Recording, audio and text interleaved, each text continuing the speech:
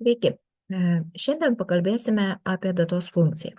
Iš tikrųjų, datos funkcija galbūt labai nepelnytai retai kada naudojama Excel'yje ir tik tais nedaugelis yra perpratę ją ir ją dažnai panaudoja skaičiuojant amžių, nustatant laikotarpių trukmę, planuojant tam tikrus įvykius arba norėdami sužinoti, nusistatydami savo Excel'uose, kiek dienų liko iki tam tikros datos. Čia aš Excel'yje surašiau pagrindinės datos funkcijas su paaiškinimais, kurios yra dažniausiai naudojamas. Ir dabar pasižiūrėkime iš tiesų, kaip yra šitos funkcijos naudojamos ir kur mes jas galime panaudoti. Pirmiausiai, štai turime tokią lentelę, kurioje aš norėčiau, pavyzdžiui, paskaičiuoti, kiek dienų liko iki kalėdų. Ir aš dabar šitam langelį rašau lygų ir žinodama, kad, tarkim, kalėdos yra gruodžio 25 dieną, spaudžiu štai šitą langelį, kad automatiškai Excel'is įsirašo koordinatę, paspaudžiu atimti ir nurodau, kad atimtų šiandien dienos datą. Today.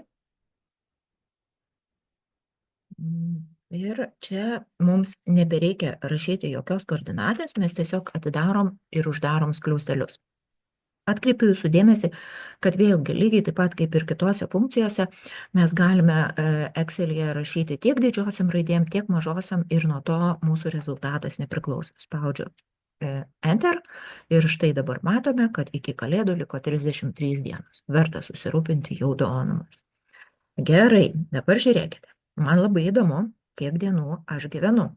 Tai panaudosime šiandien dienos truputėlį kitokį aprašymą.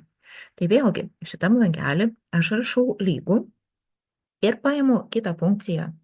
Now, tai yra dabar, kokia dabar yra diena, bet šita funkcija kartais mums skaičiuojant netgi laiką nurodo, ne tik kad pačią datą.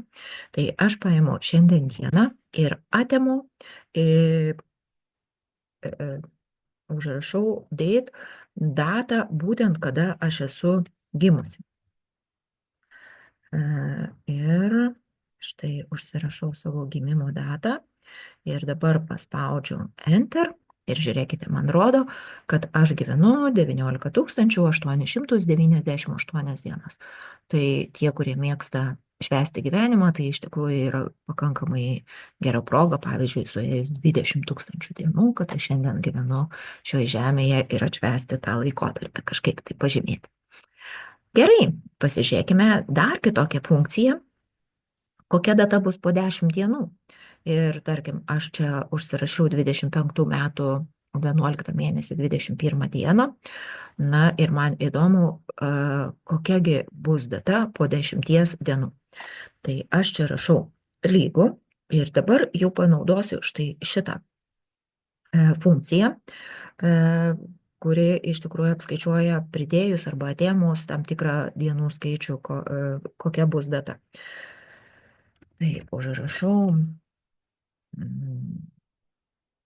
pirmiausiai nesuklysti, kažkur tai užrašau funkciją, spaudžiu štai šitą datą ir dedu kabletaškį ir nurodau, kad po 10 dienų, štai aš buvau užsirašius skaičių 10, uždarau skliaustelius, spaudžiu Enter ir man rodo štai, kad po 10 dienų, jeigu tai buvo lapkričio 21, bus gruodžio 5 diena.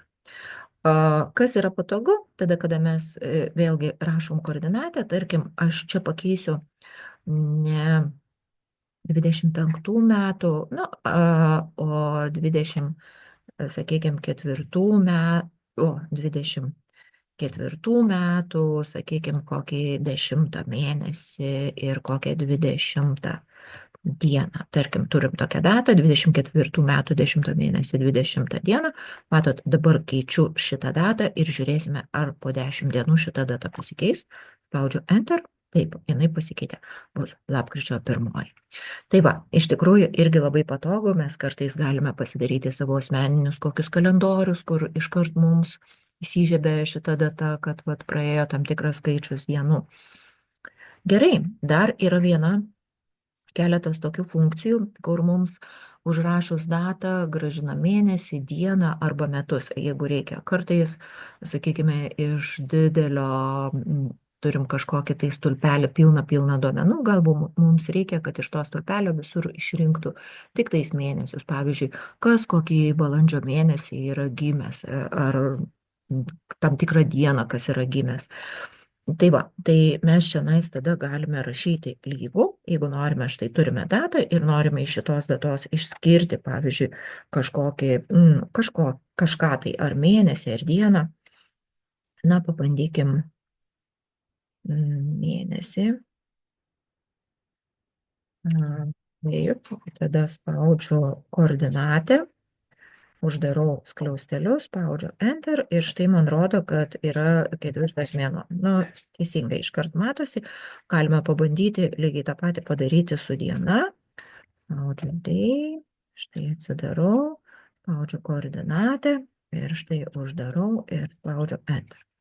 Tai va, tai iš tikrųjų tų datos funkcijų yra ir daugiau, bet čia yra pagrindinės ir tą, ką aš parodžiau, kaip yra skaičiuojama iš tiesų konkrečiu atveju reikia patiems pabandyti sugalvoti, nusistatyti ir iš tikrųjų manau, kad galima daug labai įdomių dalykų pasiskaičiuoti.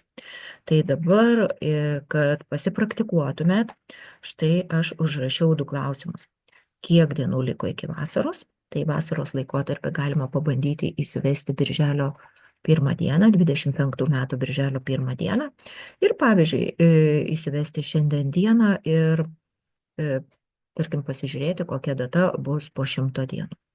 Tai aš manau, kad jūs galėtumėt pabandyti apsiskaičiuoti iš to, ką matėte, ką parodžiau, iš to, ką mes turime tas pagrindinės funkcijas. Ir aš manau, kad tikrai visom patiks ir bus galbūt netgi įdomu.